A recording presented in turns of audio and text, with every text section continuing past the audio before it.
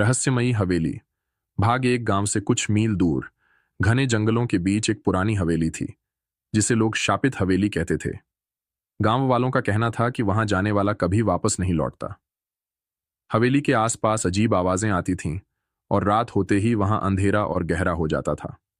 एक दिन शहर से आए चार दोस्तों अर्जुन, समीर, प्रिया और नेहा ने इस हवेली का रहस्य जानने का फैसला किया।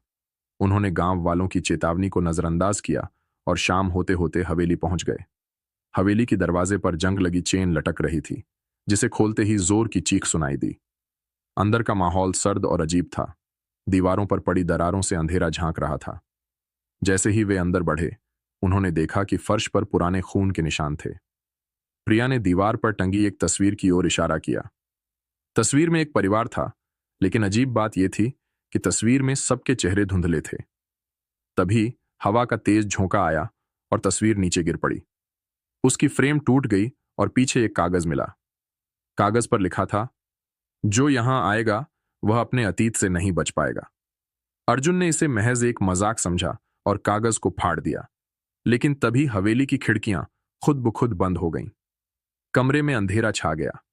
नेहा ने टॉर्च जलाने की कोशिश की, लेकिन उसकी रोशनी झपकने लगी। अचानक फर्श से किसी के कदमों की आवाज आई। अर्जुन ने अपनी टॉर्च फर्श की ओर घुमाई, लेकिन वहां कोई नहीं था। तभी समीर की चीख सुनाई दी। सबने पलटकर देखा तो समीर गायब था। कमरे में सिर्फ उसकी गिरी हुई घड़ी पड़ी थी। तीनों घबरा गए और हवेली से बाहर भागने की कोशिश करने लगे, लेकिन जैसे ही उन्होंने दरवाजा खोला, उनके सामने वही परिवार खड़ा था जो तस्वीर में था। उनके चेहरे अब स्पष्ट थे, लेकिन उनकी आंखें काली और गहरी थीं। परिवार ने तीनों को घूरते हुए कहा, तुमने हमारी शांति भंग की है।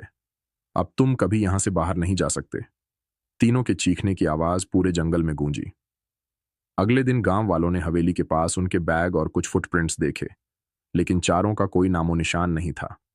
कहते हैं, उस दिन से हवेली की तस्वीर में चार और चेहरे जुड़ गए हैं। जो भी उसे देखता है उसकी रूह कांप जाती है।